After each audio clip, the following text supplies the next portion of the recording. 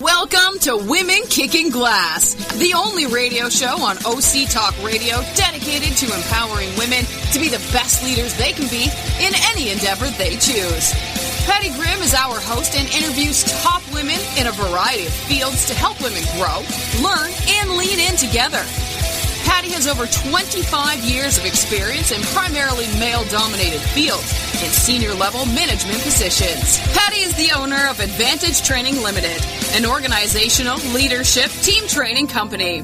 She recently released her new book for women called Quiet Women Never Changed History. Be strong, stand out, and stand up. With the subtitle, Let's Go Kick Some Glass. And that's what we're going to do. Welcome, Patty Grimm. Thanks, Paul. And this is Patty. I do have to apologize for a little bit of a scratchy throat today from a business trip. But well, tell them where. Most people, their business trip is like to, San Francisco or something. I actually flew back 2 o'clock in the morning on Friday morning / Saturday morning from Bangalore, India. So wow. It was a bit of a trip. And because my flights got messed up, I spent 6 hours in the Hong Kong airport. I walked from gate 1 to gate 250 just to keep entertained. And I just kept going and kept walking. So I have an outstanding guest today, an amazing woman who I actually met at a Connected Women Power Conference because I sat in on one of her presentations on thinking like a negotiator. So today we have Eldonne Lewis Fernandez. She's an amazing speaker with over 30 years experience. She's a top professional keynote speaker. She does conferences and events and webinars and corporate trainings, all about how to think like a negotiator. The other thing I was really impressed by is a lot of people have heard of Toastmasters, and Toastmasters is an amazing organization to help people fine-tune their speaking skills. Eldonna is one of 69 out of probably 400,000 Toastmasters. She's one of 69 people that are an accredited top-level Toastmaster speaker, and that's a wow moment. That's pretty impressive. So we're here to talk about negotiation skills, and Eldonna's career is very interesting to me because she spent 23 years in the military. And so when you look at her, you think, oh, here's this beautiful woman in this beautiful color, and she was in the military for 23 years. So how did you get in the military, and why did you join? Yeah, that's a story that goes way back, and I've had a pretty rough upbringing. My mother died of alcoholism when I was 12. I dropped out of high school. I was heading down the wrong path. My father, basically, after my mother died, checked out and never really parented me. And I came home one day when I was 18. House was empty, note of eviction on the door. He'd moved from Texas to Florida, didn't leave me a forwarding address. Wow. Yeah, I had no idea what I was going to do. And one day I saw this commercial about the Air Force. Air Force, a great way of life. See the world. Yeah, I thought that sounds like an adventure. And I had to take an aptitude test to get in, and that's how I kind of got started, joined the Air Force, and it was an adventure. So what was your job in the Air Force? Because you had a pretty impressive job and responsibility of what you were handling overseas. Well, overseas and stateside. So, like you said, I was in for 23 years, and I was in what was called the contracting career field. I was called a contract specialist. That's not what I intended to get into when I joined the military. Yeah. I wanted to do computer programming, and when I came to pick my job, that wasn't on there, and my recruiter said, well, you can go to basic training and pick your job there. You can go in open administrative, and that job will probably be on the list when you get there. Well, there was slim to no chance of that one. I didn't realize that till I got there. So I get to basic training. They slide this list across from me. They're like, pick your job. And I'm looking, and I see there's no computer programming on there, and I realize I've been kind of hosed by my recruiter, and I thought, oh, what am I going to do? What am I going to do? I don't know anything about any of these other jobs. That I had no plan B. I wasn't prepared.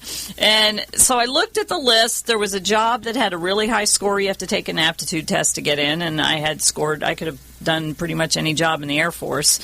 And there was one job that had a really high score, and the other jobs had half that score. So I thought, you must need to be smarter to do this job than these jobs. So I took it, didn't know what it was contract specialist. And I did contracts management and negotiation stateside and overseas and even in deployed environments. Wow. What was your most interesting negotiation in that time? Probably, I was deployed to the Middle East after 9/11, and I've been to Spain and to Germany and to Tunisia and all kinds of other different places doing contracts. I was stationed in England for 4 years. The trip to the Middle East, I was in Qatar, however you want to say that. We say Qatar, but I met and negotiated with sheikhs and people from all over the Middle East, from Jordan, from Oman, there was even a Canadian there, and there were a lot of British influence there, and I met so many different people and got to really get in deep in a different way of doing business, which is all on building relationships. Yeah. So how did you become an expert negotiator? We've talked about the whole myth thing that, you have to be born with this, or it takes years to become this, or, well, I don't negotiate. But actually, I basically learned I went to technical training school for contracts and learned about contracts administration, negotiation, and then throughout my Air Force career, I actually had a course on contracts negotiation, but it was basically learned by doing. And I remember my first big contract negotiation, and nobody told me how to prepare. I'd only been in the Air Force a few short years, and you're going to handle this, and you're going to meet with the contractor and the Small Business Administration, and the deputy manager of the office was there with me, and he wasn't saying a word. And I'm like, okay, first element of cost. Here's our position. They're like, here's our position. I'm like, okay. Now what? Exactly, because I don't know what. Okay, next element of cost. And that's how it went. And the deputy manager slides me this thing that says, this little note that says, you're doing great. And I'm like, I don't have a clue. So it was a learn by fire. Pretty much. And I think I remember hearing, or I might have read it in your book. So Eldonna has a great book called Think Like a Negotiator that I think everybody should buy. There's 50 great tips in there about how to be an effective negotiator. And I don't know if I heard you tell this story or I read it in the book, but you talked about how you basically would go into town in the Middle East and you'd go in with another person who had a bag of money. Yes, I had a Suburban, a list, and a guy with a bag of cash, and I had a pad of purchase orders. And that's what you do on a deployment. There's a lot of rules and regulations when you're stateside. There's things are set aside for small business. You have to get competitive bids. Depending on the dollar amount, requires more complex bidding processes. But when you're overseas in a deployed environment, all that stuff's out the window. It's get the stuff bought, get the mission done, get the stuff in here. So I'd have my list. I'd have my guy with the bag of cash, my little pad of purchase orders, and we'd go out and buy stuff. So what are some of the myths around negotiations? Like I think you said I think we think it's this big formal thing with two people in a room, maybe two men in a room negotiating for some big contract. In your eyes, what is negotiation, and what are some of the myths out there? Well, negotiation is basically discussions to reach an agreement. Could be that multi-million-dollar deal. I had a $104 million aircraft maintenance contract. I had all kinds of interesting negotiations on that one. But then there's how to get your kids to do their homework, where to meet for dinner or coffee. Everything is a discussion to make an agreement. That's all negotiation is. But people think, it's this huge, big boardroom of people heavily haggling over a multi-million-dollar deal. Yes, but that's not all it is. Right. And everybody negotiates every day, and improving your confidence, which helps you be a better negotiator, is something that'll carry over into every area of your life. So why is negotiating such a daunting topic to some people, and how does it apply to everyday life? You gave some good examples of that, but how else does it apply? Well, think about landlord-tenant dispute. If you've ever rented property and you have a dispute with your landlord, or what if your insurance doesn't pay for something, or they charge you too much for something, or you get a bogus charge on your credit card, or overage on your electric bill, or a double payment was taken out of your account on something. Those are all things where you have to call and have a discussion and reach a solution or an agreement. Those are all negotiations. Again, back to your kids and homework. If anybody listening has ever had teenagers, you know that's... You can become a master negotiator simply by that, knowing how to communicate properly with them and lead them in order to get them to do what you'd like for them to do, their homework or do their chores or be respectful or pick up their room. Their curfew time. It could go on and on and on in terms of all those kinds of things. Well, my kids used to negotiate with me and my son, especially on curfew. Oh, yeah. Curfew is 10 o'clock. Anything after 10 o'clock meant I have to go get him because he can't walk home, and otherwise he'd get a curfew ticket. So I want to stay out after curfew, so I'd ask him, what's your offer? Your kids must have loved this, growing up with a professional negotiator. Right. Well, and my son really got to love it. What's your offer? I want to stay out till midnight. No, I'm not coming to get you at midnight. I've worked all week. I'm sorry. How about 10:30? Oh, how about 11:30? Well, let's agree on 11. Okay. You've just made a negotiation. It's those principles carry across the board. Yeah, and you can apply that to everything that you do. So there's some myths out there, and we were sort of chatting about this ahead of time, that women don't seem to negotiate as well as men. Now, is that something you found to be true? And if so, maybe why? And what could we do to overcome that? Unfortunately, there is some truth to that, but caveat with that, it depends on the environment they're in. I was in a male-dominated environment. I learned how to speak up for myself. That's the biggest thing, is having the confidence to ask for what you want, to challenge a situation.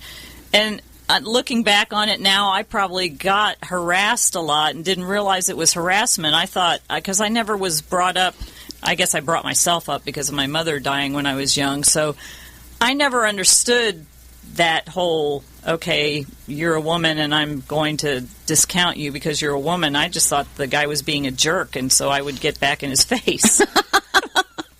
I grew up basically in male-dominated fields as well, and I remember one time I was in one of these big corporate meetings in downtown L.A., and it was all men and me, right? And we'd been in this meeting room for like 3 or 4 hours, and nobody had gone to the bathroom. Right. And so finally I started to stand up and say I need to go. I started to go towards the door, and one of the older gentlemen said, what are you doing, young lady? And I said, I'm going to the restroom. I need to go to the restroom. If I don't, there's going to be a problem here. And he says, well, we don't do that in these meetings. We don't want to interrupt the flow of the conversation. And I kind of looked at this guy and I said, well, you have 2 choices. I can pee here, or I could go to the bathroom and be back in 1 minute and take care of that and be right back to the discussion. Which would you like? Right? So I just kind of stood up for myself, and all these men and I'm just like, no way. I kind of looked him in the eye and said, watch me. Well, and women in a male-dominated environment, and there's a lot of stuff you see floating around in the internet now about women not having the confidence to speak up. It is true, and it depends on how you approach things. I have a whole list of archetypes. If you're more of a hinter, which is somebody who doesn't come right out and ask, or you fear the rejection or the answer that you're going to get and you don't ask, that's where I can't stand up for myself. And then you kind of kick yourself later because you missed an opportunity because you didn't ask. Right. And I actually heard recently that recent Harvard graduates, they looked at the boys that were graduating, the women that were graduating, the men and the boys that were graduating. A majority of the men negotiated for a higher starting salary with their first employer, where only 14% of the women did. That's true. So when we look at the pay gap between men and women, when we're graduating from college or getting your first job, sometimes we're already behind because we don't have the confidence and courage.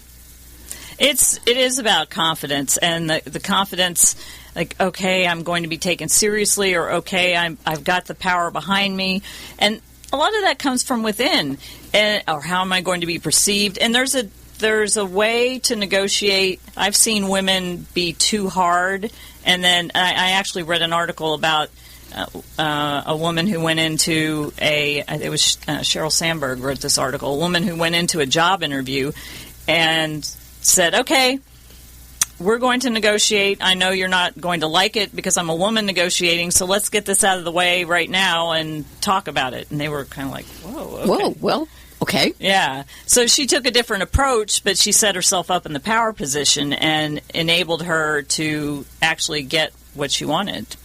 So what are some ways that you've seen through the work that you've done where we can be better negotiators and increase our confidence and our courage to ask for what we want? Well, the first thing that I usually teach when I'm out speaking is to own your power.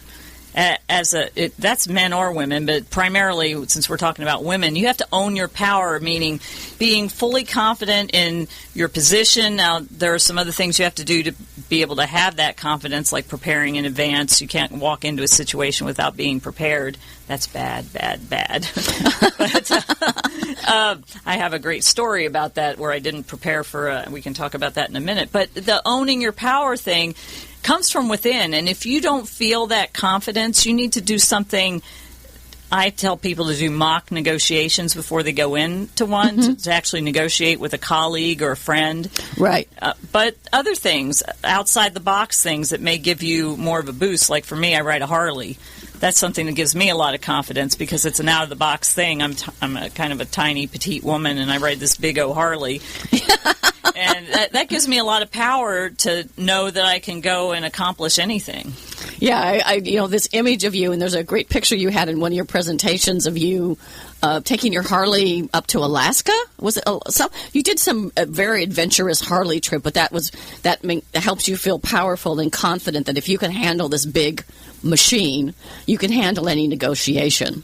Exactly, and for somebody else, it may be skydiving or zip lining or some adventure thing that kicks your adrenaline into gear and kicks you up a notch, because it will. Yeah, you have to really own I really like that term. You have to really own your power and be able to use that to your advantage and how you go forward. So what does the term win-win negotiation mean to you?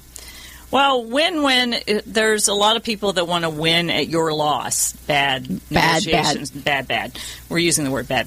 Double bad. Negotiation, that's a bad negotiation strategy. Win means I'm going to give up or concede something in the negotiation, and you're going to give up and concede something in the negotiation. As long as at the end of the discussion, when we shake hands and ink the agreement, we both feel good about it, that's a win-win. You're not going to get everything that you want going in, and neither am I. And understanding that and having a strategy, okay, I'm okay with not having these things, but I definitely need these things, that's where you're successful and you have a win-win. So let's talk about preparation, because I think preparation is absolutely critical. That gives you confidence, that gives you the courage. What are some things you should do as you're preparing for a negotiation? Say you're going to negotiate with your boss for a promotion or a salary increase, or even just time off. You want to take a couple days off extra because you want to take your Harley out on some beautiful, beautiful ride through, or take a highway or something. Right. Yeah. That's one of my favorite rides. I was very upset when they closed it. happened. Or up Pacific Coast Highway is good too. Well, preparing in advance is probably one of the most important foundational principles you need to do. Alexander Graham Bell said, before everything else, preparation is the key to success. Right. And if you don't take time to prepare and you go in there, the time to prepare is not when you're sitting across from somebody having that discussion or on the phone or wherever. You want to have whatever it is. Well, I actually have a client who was negotiating a new contract with the company he was working with. And interestingly enough, he did not have a written agreement the first time, which I shuddered when he told me that. Get it in writing.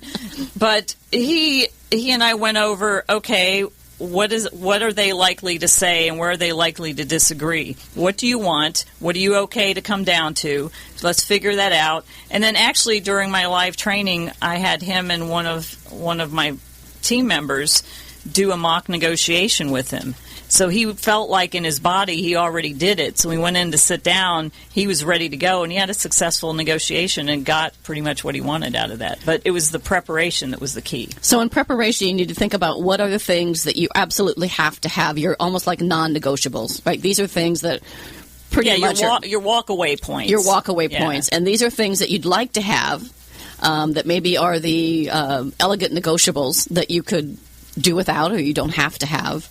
And then practicing with somebody else for those important negotiations. That's huge. Practicing, whether it's salary negotiation or you're going for a job interview. Too many times people, they go over it in their head and then they go in there. I did this my first job interview out of the military. Retired from the military. Nobody prepared me. Nobody showed me how to do a resume, although there was supposed to be some program for that. It really wasn't. I go in there totally unprepared, and I said something like, "I adapt and overcome." And he said, "Well, tell me something you adapt and overcome on." And I wasn't ready with an answer. Right. And I looked like an idiot. So then he took I'm glad I didn't work there to begin with. He took that as an opportunity to make me look even worse and said some not so kind things to me. Oh, management, what kind of a degree is that? Who gets a degree in management? And he just kept going on, and then I left and I shrunk out of there, but I wasn't prepared. Yeah. And had I been prepared and being able to fire off the answers, you have to think and anticipate what they're going to ask you. Exactly. I mean, that's the thing I was just thinking as you were talking is anticipate what they might say, right? What their comeback might be or what their rationale might be is a piece of that as well. Where does relationships fit in with negotiations? Because we sort of talked about this as well in terms of, preparing is really important. But if this is a long-term negotiation, like you're negotiating with an employee or somebody you're going to do work with over and over again, where does the relationship piece fit in? Relationships are huge. It's probably the most overlooked and probably the most important factor in negotiation is building relationships first. Well, when I was in the Middle East, we would go into I'd have my purchase orders, guy with a bag of cash on my list.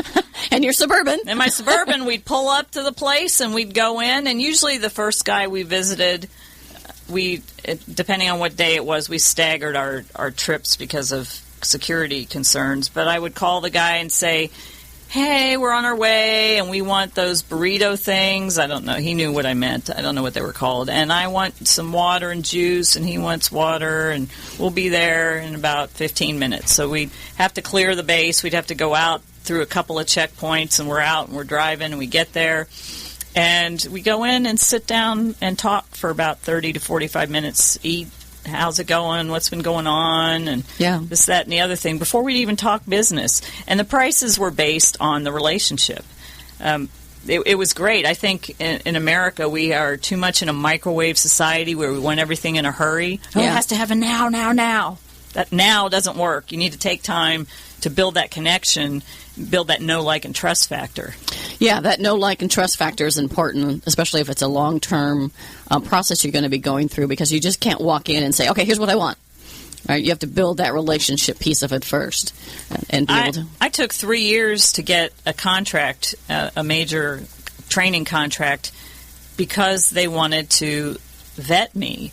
And they kept seeing me at events, and I kept asking. That's another clue, is you got to keep asking. Finally, they felt that they had a good enough relationship with me that they went ahead and gave me a contract. Yeah, so it's not something that it's not a one and done in some cases. In some cases, you may need to be consistent and persistent in terms of going back to them over and over again to build the relationship, have them know you, but also then be able to just consistently go back. Right, and then after the fact, once you get whatever it is you want, to continue building the relationship, I send people handwritten notes thanking them for the business or thanking them for the meeting. It's those little things that you do that helps you stand out from the rest, from the herd, so to speak. Yeah, one of the things to think about is being memorable. Right, and be memorable by actually handwriting out and go to the stationery store, they still exist, or go to the Home Depots of the world, not the Home Depots, the Office Depots of the world, and buy some nice inexpensive little cards and just write thank you for the meeting or thank you for the lunch, I really enjoyed talking to you. So people actually physically get something in the mail, so be a little bit different. Yeah. Can help in negotiations it does. too. Yeah. Yeah. One of the negotiations I think that was in the book was something around a rent-tenant agreement with moving out, and how could you apply negotiations, sort of some day-to-day things like a rent agreement with a landlord, you want to move out, and the landlord says, oh, I'm not going to give you the deposit because of some damage. How could you? And I think it was your daughter. I don't know if it was your daughter or you, but... Well, I've actually helped... My daughter was one, but I've helped other clients, too. I seem to be the landlord-tenant expert. So my daughter rented a small apartment, 500 square feet, and put down an $800 security deposit. She moved out. She wanted to move out, and in the state of California, you can get that pre-move out walkthrough inspection. He came to do it. He looked around. He said, give it a good cleaning. She invested in somebody to clean it. He comes back on the final walkthrough, said, well, I would have cleaned the baseboards a little better, but it's okay. She expects she's going to, as I would, get your deposit back. He took everything except $98. So she got back. He took almost the whole thing. I think he gave her some back because when you looked at the deductions, it was the whole thing, and then she would owe him money.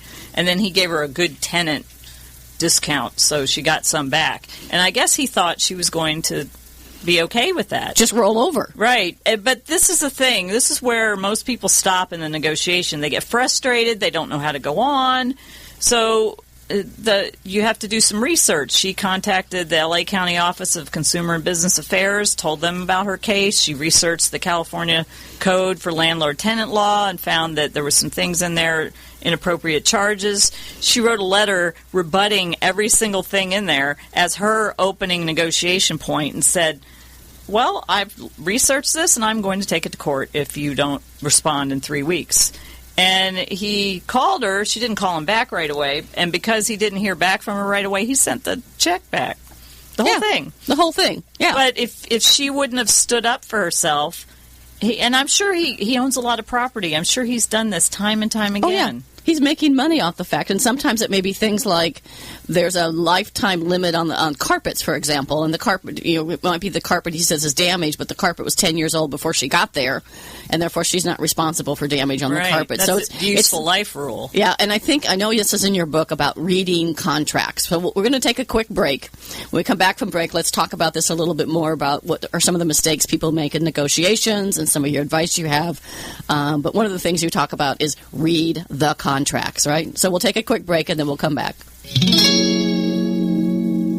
Imagine what it would feel like to lose everything. Your job, your home, your family, your dignity. This has happened to thousands of the men, women, veterans, and young adults we serve at Working Wardrobes. What do we do to help? We provide career development services, life skills workshops, job skills training. We provide the perfect interview outfit, and we get clients placed in jobs. Call Working Wardrobes, 714-210-2460. Donate, volunteer, invest, hire.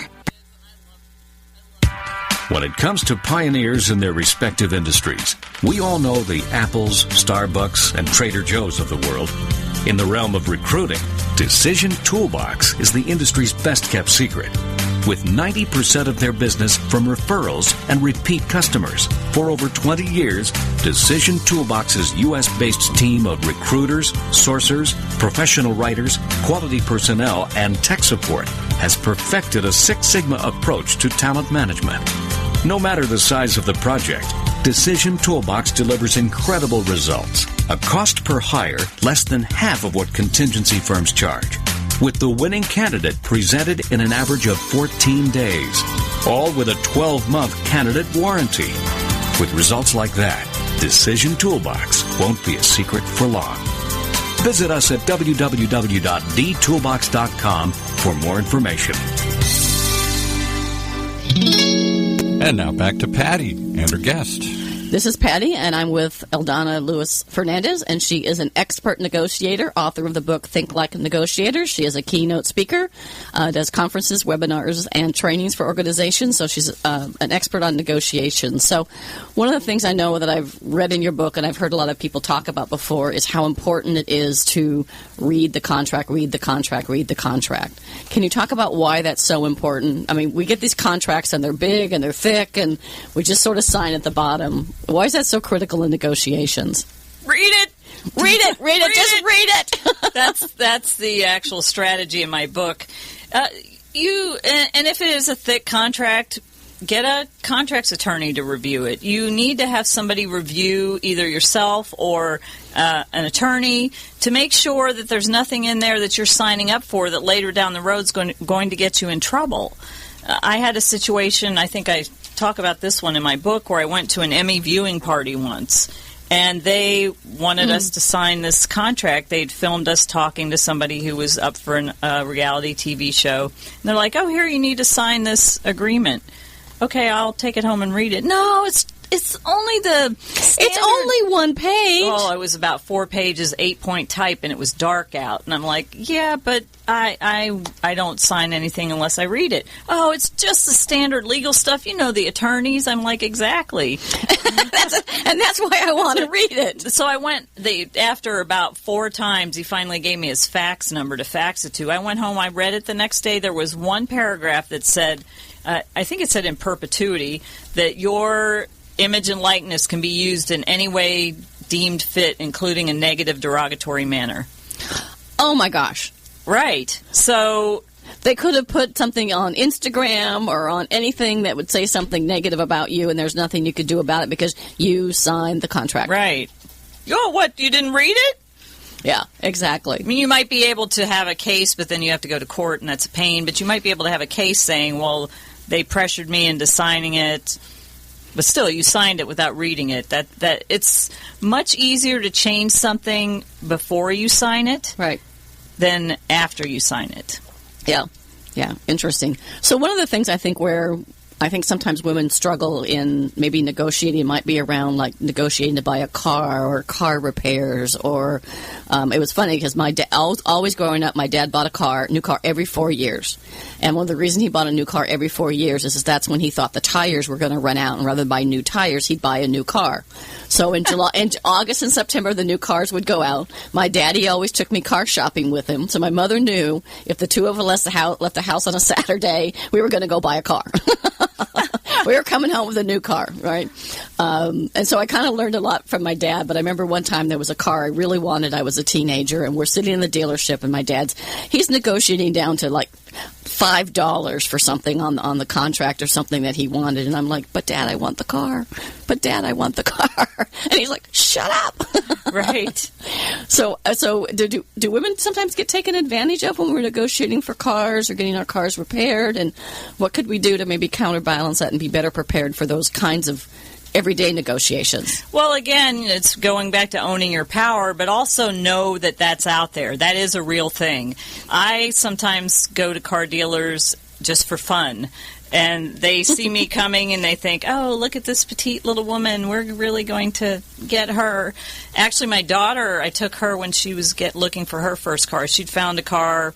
She told me about it. I looked it up on Kelley Blue Book. I saw what the value was.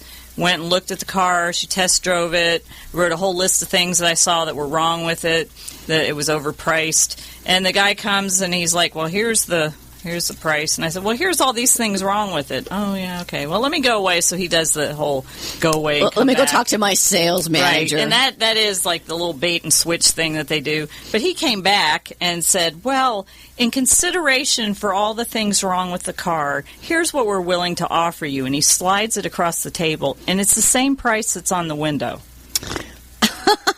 And you're like, do I look stupid or what? I mean, I know that's the thought bubble. I mean, I sat there, I said, okay, don't blow a gasket, because I really wanted to kind of go across the table at him.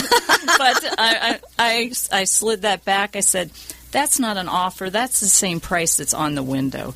But I'll give you an offer, and I really lowballed it. And he's like, oh, excuse me, I'll be right back. So he goes, and then he gets somebody to come. And actually, before we did this, it was my daughter, her boyfriend, my son, and my daughter's friend. And my daughter says, watch my mom work. So the guy does the bait and switch, and he comes back with, the next level guy comes up. Oh, I see you want to pay this for a car. Well, we can't get you into this car, so why don't we offer you another car? I said, no, your guy attempted to tell me it was an offer when it was the same price that's on the window. So, no, that's not, I don't know if I said the word fair and reasonable. I think I might have said that's not reasonable, and we're kind of going back and forth. And I said, oh, you see my son here? He needs food. He's having a blood sugar moment, so we're going to go now. And I got up to leave, and then the first guy that my daughter had seen came running after us, and he says, oh, wait, thank you for coming in, and I'll blah, blah, blah. I'll give you a call later. So, a couple days later, he calls, and he says, have you had an opportunity to rethink your offer? I said, no. Have you? And he said, well, I tell you what, I'll call you back, and you tell me what you might. So, obviously, they hadn't sold the car. And he said, I'll call you back in a few minutes or in a few days, and you can tell me what you've rethought your offer to be. I said, well, if you call me back, you better have a different offer because I'm not going to make another one. Right. Click. Yeah. He never called back. Yeah. I remember one time I'd gone to a car dealership I'd bought cars from before, and so I took, I was going to buy a Ford Explorer or something, and I had one before, and so I took 3 12-year-old boys with me. They were on their way to football practice, and I said, you have exactly 1 hour, and I'm going to buy a car from somebody today. And you have exactly 1 hour. And by the way, I've got these 3 teenage boys sitting here that aren't going to sit still for very long, and so they're going to be driving everybody in this place. So basically, we managed to get a pretty good deal on the car. Or my mother-in-law would actually. She was this tiny. I think she was barely 5 feet tall woman, and she would walk into dealers and say, "I'm buying a car today from somebody. It could be you, but only if you give me the deal that I want." And so that's that owning your power. Exactly. And preparing in advance. So, exactly. You knew going in how much the car, you checked the blue book, you knew how much the car was worth, what other people were offering for it. And so those are the things like about, the preparation part of it that's so key. Definitely. Yeah. So what are some of the mistakes that people made, or how could we improve our negotiation skills going forward? Well, again, going back to being prepared. And I always say a great place to go you have to go get some negotiation experience. You have to, if you're not used to it, and negotiation is simply, like I said, making agreements. It's offer and acceptance. I'm going to make you an offer. You're either going to accept it, give me a counter offer, or reject it. So if I suggest people go to a yard sale. Small stakes, take $5. Few dollars with you and go find some stuff and start making offers. Oh, how about $1 for that? No, how about $2? Well, how about we split the difference at $1.50? You get comfortable with it on a smaller level, it's easier to transfer it over to a bigger level because you've already done it. And if you are uncomfortable asking or making offers, you definitely need to do this. You cannot flip a light switch to become an expert. You have to do it to get good at it. So you have to practice. So practice at yard sales, practice at swap meets, flea markets, thrift shops. Yeah. Even retail. Well, what's amazing? I had an amazing friend named Nadine many years ago, probably 20 years ago, and we were redecorating our house. We didn't have a lot of money, and she takes me to this retail store, a regular retail store. It was a store that specialized in lighting and mirrors, and I was going to get a couple mirrors for my house because I thought, well, it's inexpensive art. They were really pretty mirrors, and I was only going to buy, I think, one. And so so this is in a regular retail store, big box store. And she's negotiating with the guy and says, well, we really want 2 mirrors. If we buy both of these mirrors, would you give it to us for this price? And they did. And I was like, who knew? Yes. Who knew you could negotiate with a retail store? People don't think that. I went to a store. I was doing 2 speaking engagements at a conference, and they were supposed to be on the same day. One in the morning, one in the afternoon, and he moved the second one to the next day. And I thought, oh gosh, my dress looks like the curtain. It's navy blue that I was going to wear, so I have to go get something a little bit brighter. Go to a store, find a great Tahari suit, $260 suit. I think it was on sale for maybe, I don't know, $180 or something. And I thought, okay, I'm a veteran. I know you have a veteran discount, so I'm going to ask for my discount. So I said, can I have my military discount, please? We don't have one. Yes, you do. No, we don't. Yes, you do. No, we don't. Yes, you do. She turns to somebody else who then says, no, and she turns back to me and says, no, we don't. I said, yes, you do. And that's another thing. The ask thing can either be asking for exactly what you want, but then the persistent ask where you have to keep on asking. And I was very, yes, you do. Yes, you do. I wasn't nasty. I was just kept repeating it. She finally got so frustrated. I have coupons. She starts swiping all these coupons. I got the thing for $89. A $260-something suit for $89. Yeah.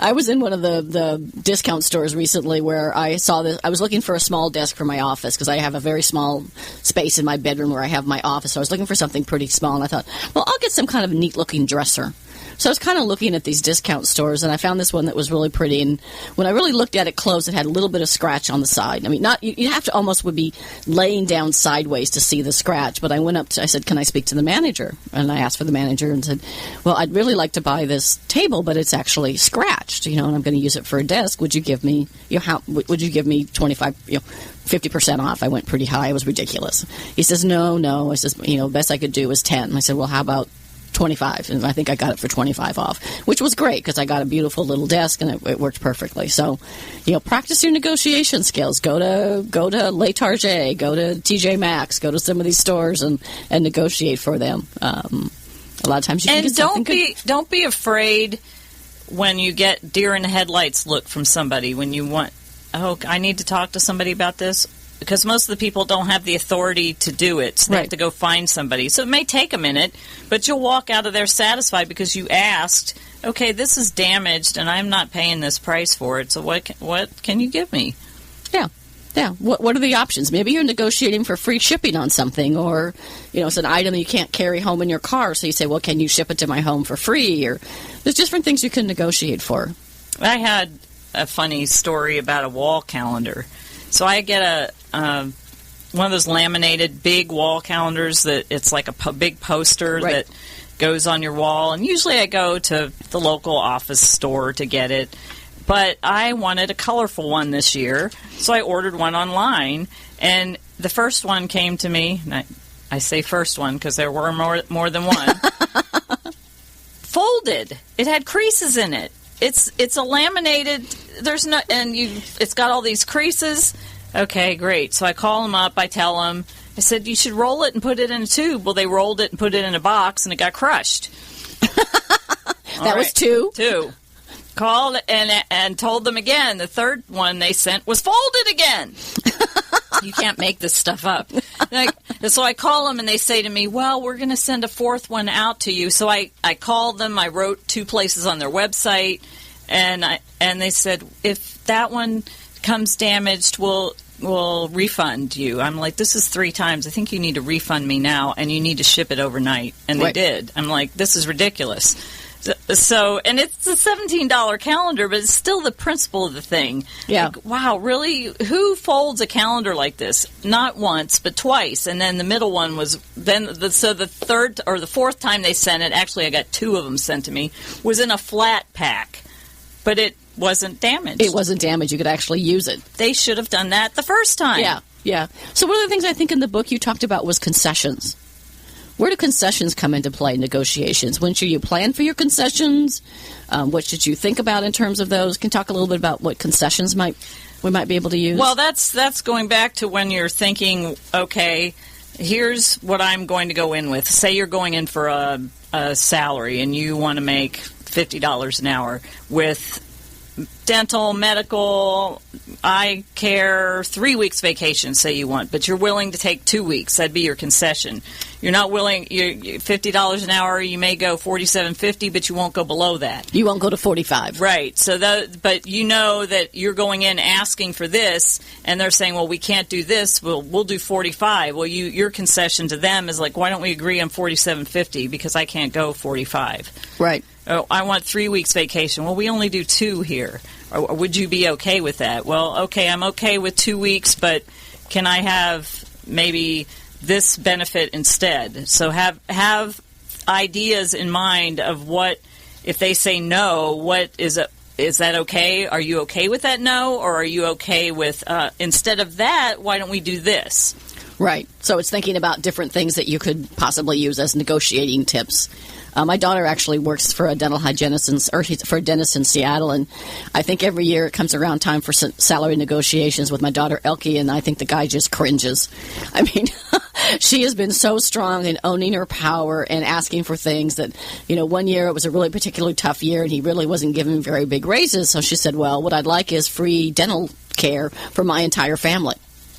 So all of us, including my son, all of the family got free, and my mother-in-law, we all got free dental care for the rest of our lives, which didn't work out to be a huge benefit for Elke, but really helped us a lot, and we were able to help her out in other ways. So creative negotiations and things of thinking of things that you could throw into there. And sometimes when let's say somebody's taking advantage of you, like I had a client with a landlord-tenant thing, and we're talking about the useful life rule with carpet. It's 7 to 10 years typically. They said the useful life was 12 years, and this carpet was damaged, and and the carpet's like 12 years old, and so she needs to pay to have it all replaced, and so she wanted me to write a letter. I write dispute letters for people a lot. So I said, okay, tell me everything that happened. There was mold in the place. There was all kinds of other repair issues. I mean, I wrote a 5-page letter and said, I figured out of her $3,300 deposit, she should have got back $2,600. Some of the things were actually... okay, I agree to this, I agree to this. The rest of this stuff I don't.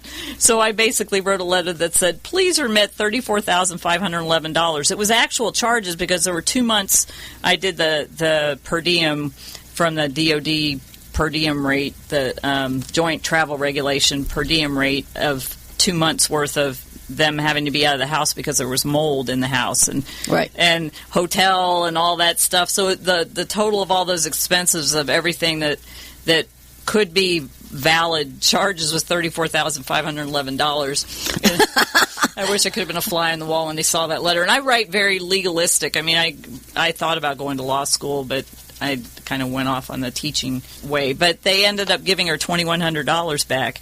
And I said, $2,100? Why did you take that? She said, well, I was done. I said, I wasn't. I was still in there for you. That was only their first offer. Come on. At least get 24. Yeah. No, I was going for 26. So do people have different negotiation styles?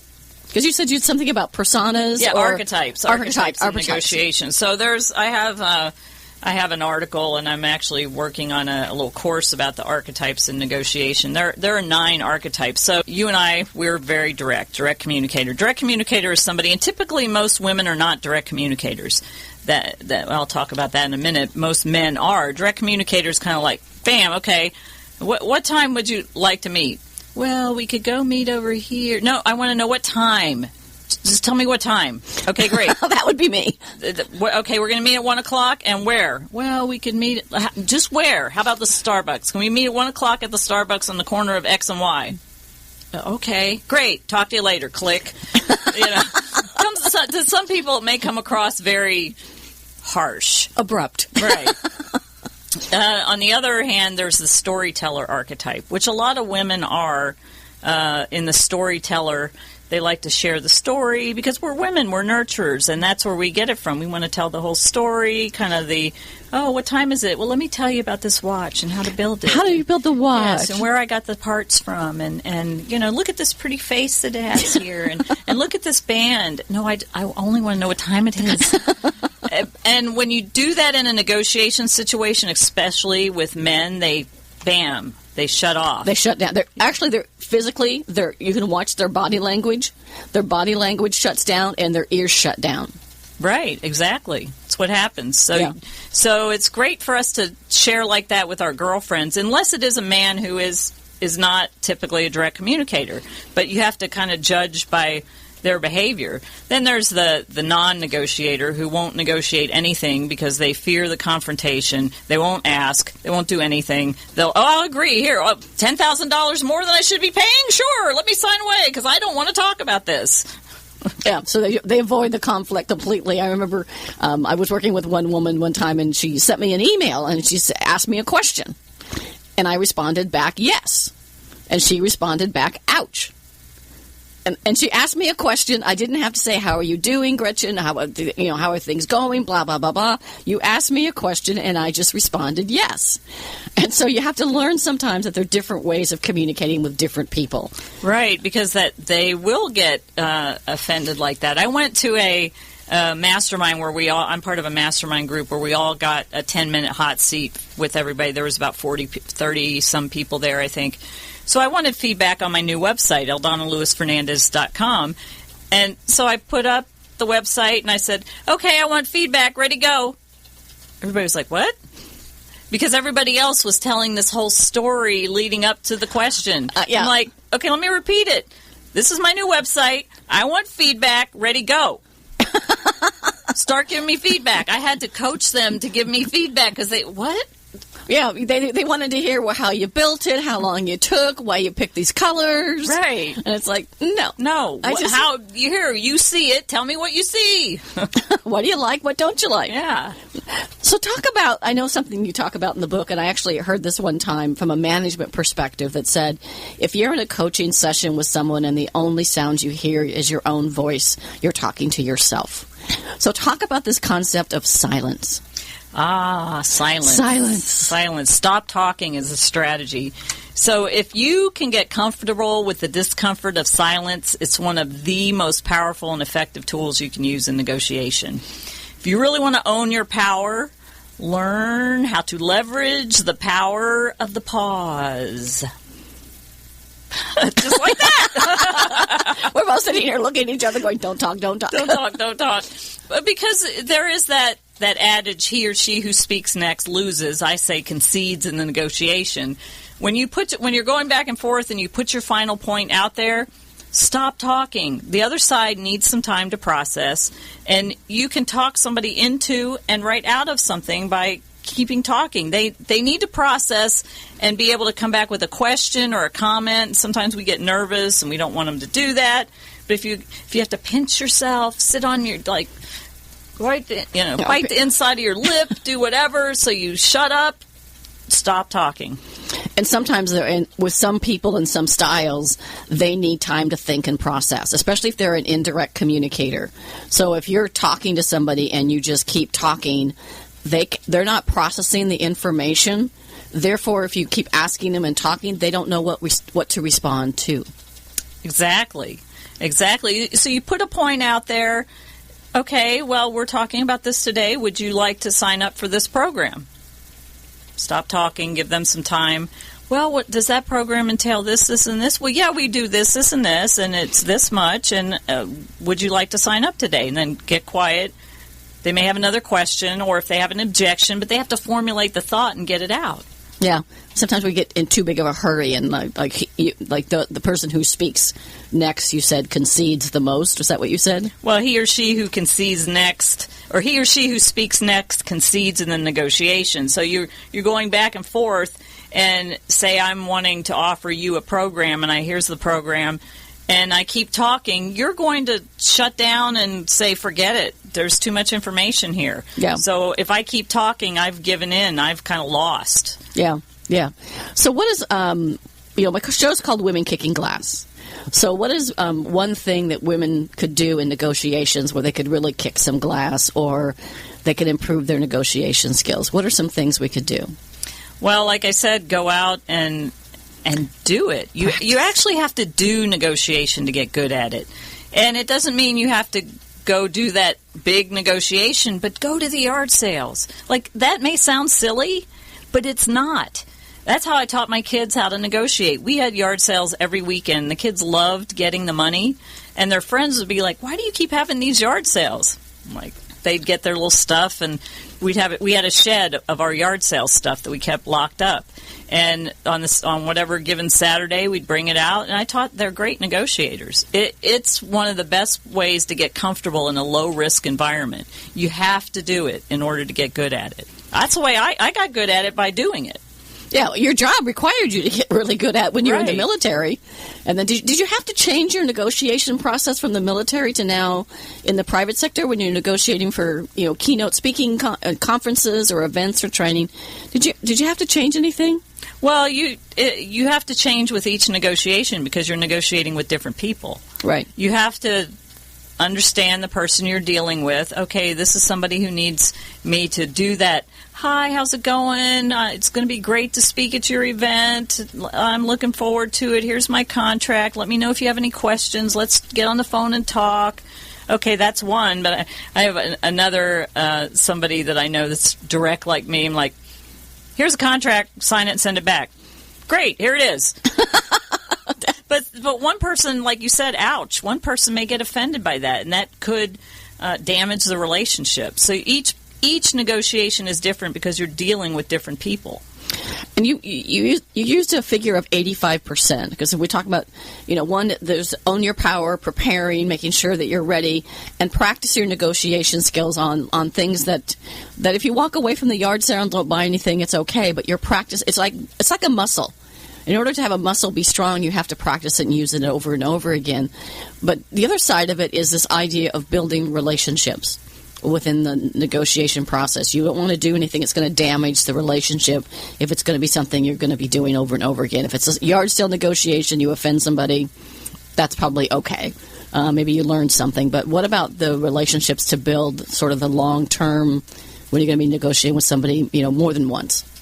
Yeah, that's really important. I had as a contracts negotiator in the military, I had these contracts that went on for years. So I was dealing with the same people day in and day out. And I had one contract, it was very interesting, use your leverage and influence. This is another great strategy. I was taking over this contract, a $104 million aircraft maintenance contract. So the military is male-dominated, but aircraft maintenance is even more male-dominated. So they had probably 1% women in there working on this contract. And the project manager for the company was a former F-4 fighter pilot in Vietnam. Everybody told me he was going to eat my lunch. He ate nails for breakfast, and forget it, he was going to steamroller me and this, that, and the other thing. And I thought, oh my goodness, I have to go over here in the power position starting out. How am I going to do that? This petite little, I'm a master sergeant, but I look like, I was 5'5", like I was probably 119 pounds when I was in the military, so looked like you could, and I'd be gone. So I thought, what can I do? What kind of leverage do I have? I hopped on my Harley and rode over there with a leather jacket with a fringe on, and I go walking into that meeting with my leather jacket on. This was back in the time when the outlaw bikers, you were still, if you were on a Harley, you were an outlaw biker. You were a Hell's Angel. Right. There was still that perception, which I was fine with for this particular moment. I walk in with my helmet under my arm, and this one guy, he must have been about 6'3", comes, he looks at me, he said, "You a contracting person?" "I am." "Oh, you have a helmet. You ride a bicycle?" "No, I've got a Harley. It's outside. You want to see it?" "You want to ride?" He looked at me like, "You have a Harley?" And it spread throughout the whole place. We went to sit down. This project manager's at the other end. I take the helmet, put it on the table, drop my jacket, sit down, I look at him. Everybody was like, woo. It worked for a little while, and then he and I butted heads throughout, but it got me in the power position starting out. Yeah, that's owning your power. I know when I worked in the bank, everybody wore blue and gray. I would go to these big meetings in a red jacket. Right? I just wanted something that was a statement, right? I prepared before I got there. I knew what the discussion was going to be about. I talk about in my book about being visible, valuable, and vocal, of being able to stand up. So knowing what you're talking about, preparing in advance, all the great things that Eldonna's talked to us about today. Yeah, and carrying yourself in that kind of a way with your power, not slumped over, but straight up. Sit up straight, look them in the eye, make your offer, use the silence to your advantage, and then be able to negotiate your deals as best you can. And whenever something goes well, ask yourself, what did I do well, and what would I do differently next time so I get that same result? And when things don't go well, what happened? This is from the military, after-action reviews. What happened? Review. Why did it happen? And what did you learn from it? And so that you continue to learn throughout that. Well, this has been a great conversation and a whole lot of fun. How do people get in touch with you? Because you do keynote speeches, you do conferences. I'm thinking you do webinars, but you also do training workshops, 2 or 3 day workshops on how to think like a negotiator that are really powerful. How do we get in touch with you? You can find me at my website, EldonnaLewisFernandez.com. And my email is Eldonna, and that's ELDONNA at thinklikeanegotiator.com. And don't forget to pick up that book, Think Like a Negotiator, because it was a great book. Read it on the plane. Absolutely loved it. Learned lots of new tips. So, again, this is Patty Grimm with Women Kicking Glass. You can pick up my book as well on Amazon. The book's Quiet Women Never Change History. Be Strong, Stand Up, Stand Out, with the subtitle, Let's Go Kick Some Glass. And my radio show is Kicking Glass. You can get in touch with me for a number of things. One, if you'd like to be a guest on the show, please reach out to me. If there's topics you'd like to hear about on the show, please reach out to me on that as well. We talk about women's issues. We talk about negotiation skills. We talk about charities. Like next week we'll talk about Make-A-Wish. And so we'll talk about a whole bunch of issues that women care about. And then also, too, if you'd like to book me for a webinar or a conference or a meeting, my email is pattygrimm@live.com, and it's PATTIEGRIMM@LIVE.com. And thanks for listening today, and thanks for being here, Eldonna. It was a blast to see you again. Thanks for having me. And it'd be fun sometime if we could work together, because we could really, really have an interesting time together. So thanks, and everybody have a great day, and let's go kick some glass. Thanks for listening to Women Kicking Glass, the only radio show on OC Talk Radio dedicated to empowering women to be the best they can be. Listen each week or download the podcast at patty.grimm.podbean.com. To reach out to Patty to schedule a speech webinar or to learn more about her leadership and team training, contact Patty at pattygrimm@live.com. For more information about her company and her books, have a kicking day.